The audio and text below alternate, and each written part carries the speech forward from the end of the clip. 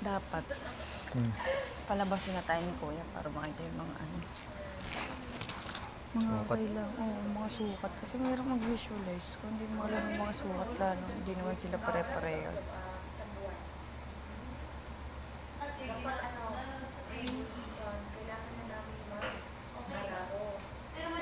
Kasi kung diamond, mapapasa-pasa pa. Hindi, yung diamond kasi, ano lang, kumbaga sinadjust ni Kuya din, doon sa floating. Pero ang kailangan na nga natin i-prayo, yung lobid na. Alam mo, yun na yung piece mong pagkaanuan. So, ang pinaka-focus dyan, yung dalawang pinpoint. Wait lang, bakit lubid ang focus? Ano Kasi ba? kahit Meron ba anong- sa ilalim? Ito, yung float. Yung ginagawa namin kanina. Wait! Pwede. Yun na nga. Wait lang din. Buang. Ayan, Milo pa. Ah! Okay. Ay, sa ilalim.